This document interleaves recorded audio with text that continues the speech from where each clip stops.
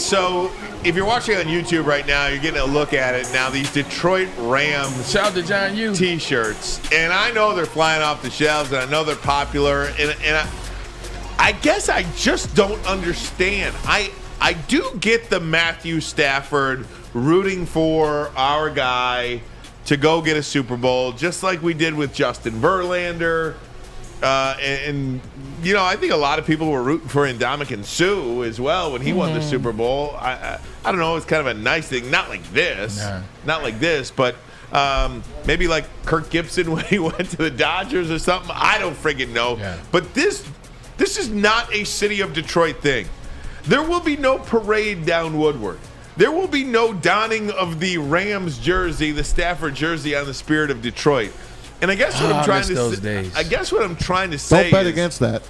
I guess what I'm trying to say is, I don't understand.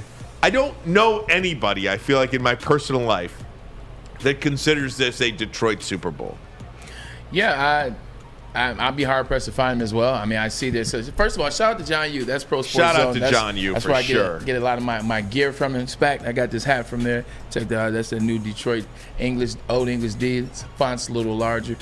But anyway, I don't know anybody personally that's cheering for Matt Stafford as it relates to the Detroit Rams or anybody taking it this far, but they do exist. They are out there. It's very different from Justin Verlander. When Justin Verlander left, it was, as we talked about in the back, it was one of those deals where you knew it was coming at some point. You knew it was going to be Scherzer. You knew it was going to be Verlander. You knew it was going to be both of them. You knew Verlander was getting to a certain point. The Tigers had to restructure, and you were okay with that. When they did restructure, you wanted him to go somewhere where he could find some happiness, some success, because he gave everything that he had here. That's how you felt. And then when he won, I don't know if you were cheering necessarily for the Astros, but you damn sure were cheering for JV. Yeah. And inadvertently so, you're cheering for the Astros. With this one, I don't think this is anything about Stafford at the end of the day. Yeah, there you go, Alex. Write that one down. It's not about that. What it's about 70 years of just heartache as being a Detroit Lions fan. And now all of a sudden, in the midst of the worst regime the Lions have ever had, Patricia and Quinn, you get Matt Stafford escapes and he goes out there. So now it's still about the Lions sucking and hurting your heart for the last 70 years. And you're looking at Stafford like, that's our Super Bowl. How is he going to get it? So you're trying to tag along the bandwagon. I think it is all about Stafford here. And now listen, take it back a couple of times to when teams lost their quarterback. Let's say when Peyton Manning left the Colts, he went to the Broncos. I bet you there was a lot of Colt fans that were rooting for Peyton Manning to win a Super Bowl there. Maybe I'm wrong. I think I'm right. Can I stop you for a minute, though? Yeah. Number one, Peyton Manning won a Super Bowl in Indianapolis. Yes, That's one. Peyton got cut. Yeah, he did get cut. His neck. They drafted Andrew Luck. Right. And number 3 or 4, I don't think anybody in Indianapolis, I'm not saying you can't root for Matthew Stafford. I'm rooting for Matthew Stafford. But I feel it has nothing to do with the city of Detroit, like the Detroit Rams. I wouldn't be caught dead with a T-shirt like that. I would, just for fun. I think it's a fun thing. I don't think there's any harm in it. I saw that logo, and I like that logo with it's the old Ram logo on top of the Lion logo. That's what it is. Here might be a better question, Maz. Here might be a better question. Do you think more people are rooting for Matthew Stafford to win the Super Bowl because they're fans of Matthew Stafford, or because... As a slap in the face to the Lions organization. No. Because it's a slap in the face to the Lions organization. Yeah. It's like, that's great. This is what you get. Yeah.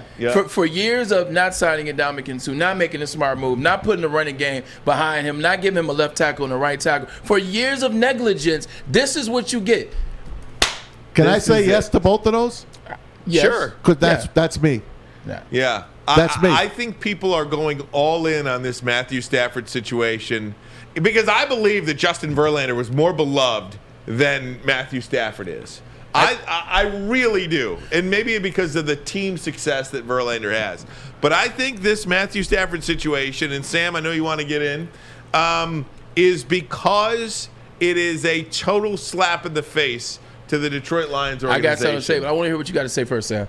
I mean, I'm going to piggyback off of Ryan. I think Lions fans are smart enough to know that at least on a macro level, the organization failed Stafford, and they see him succeeding, and they see what maybe he could have been if he was in a better organization. I like that, but here's what I'll add to that. When Stafford was here for his 12 years, Stafford did 12 years here. Sounds like a prison sentence. Yeah, it right? was. He did 12 years here. In those 12 years, were the columns ever, the organization is letting Stafford down? Like, how many times did you see that, or how many times did you see Stafford not able to come up with the Very big little. one? Very little were they saying the organization is failing him in those 12 years. Some people thought it. In some of the better minds, that's the conversation that was being had. I'm sure that's being had by you. But that wasn't said. Now, all of a sudden, he leaves. And now it's the organization failed him. Look at what he's doing on the Rams. I'm telling you, it's more of a supporting a lion slap in the face versus actually supporting Stafford. It's more of a, see what, this is all on the Lions. I'm telling you, it's more of that than actually cheering for Stafford. I'll tell you this. Bill Keenest could talk more about this in a few minutes, but when Barry Sanders was retiring, supposedly there was a rumor that the Dolphins wanted to get him. He wanted to go to Miami. Another rumor was when Calvin wanted to leave here, it's more than a rumor, he wanted to go to the Raiders, and they wouldn't let him.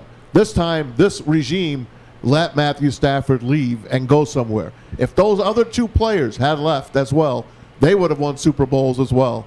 I'll guarantee it. So I'm not guarantee it. I would think that they'd have a really good chance of winning a Super Bowl. So there's a part of me that never wanted to let my players go somewhere else because I would have been jealous. The other part of me was like, yeah, I'm happy for them.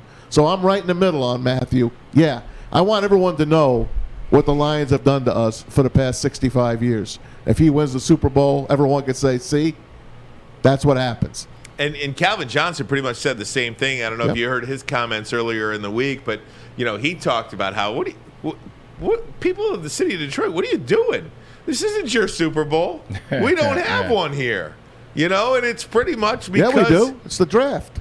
Well, come on. Yes, I understand that. But we don't have one here. We've never been to one. Why haven't the Lions ever found lightning in a bottle? Even 1 year, one team, They just, almost did. I mean, in 1991, they got smoked by the Redskins, though. I was saying because they were playing in Minnesota that year, so it was down the street. That's the closest the Lions ever got to the Super Bowl. Is that year they lost to the Redskins because Metrodome was brand new and it was right down the street. Not only that, if they would have played that in the Silverdome, that's a different game. That's a different game. The one against the Redskins in 91? Yep. That was Mark Rippon, right? Yeah. He was the quarterback that year? Yep. And they had a cakewalk in the Super Bowl. If somebody got hurt. That's correct, when Mark right? Rippon was starting that year, I think. Somebody got hurt. Mark Rippon took over, and then he got paid the next year. But it was Buffalo. Yeah. That was Buffalo's second year back to back. Crazy. Guys, I wanted to ask you about this, too. Speaking of the Super Bowl, so Darren Ravel, and we apologize, we weren't able to connect with Darren yesterday, but he put out a tweet today, and I found it, I mean, this is so obvious, I feel like. Throw it up, Alex, if you could. Here's Darren Ravel's tweet. Surprised by the lack of travel from Bengals fans. Ohio has the smallest number of ticket buys I've ever seen from a Super Bowl team state. Only 9% of fans have bought tickets on StubHub that's come from Ohio. 31% from California, which obviously has the Rams and the venue. 9% of the ticket buys have been from the state of Ohio. I am so not shocked by that.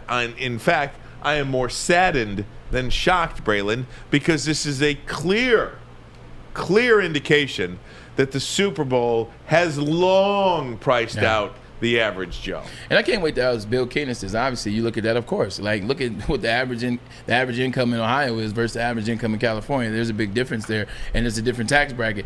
So with that being said, they've been doing this for years. Like even when I was in the NFL, we get 2 tickets and you get them, you sell them more than you got allegedly. But it's always been that way. And we say the Super Bowl is the largest event every year in the United States of America. So if it is that, then you either got to approach it as, you got to pay to play. You either approach it like that, or what you do is you have to allot 5,000 seats, and you have to offer those to the home team first. Now, well, not the home team, but the team that's in it. You offer that to the Cincinnati Bengals. Hey, here's some face value tickets, first come, first serve, 5,000. That way you at least offer them some. Because those tickets are very affordable to the national championship because Ohio State travels better than anybody in the country darn near, which means there are people in Ohio that will go, will support. You got to make them affordable because in those Ohio State championship games, there's a lot of scarlet and gray floating around those arenas. Mm-hmm.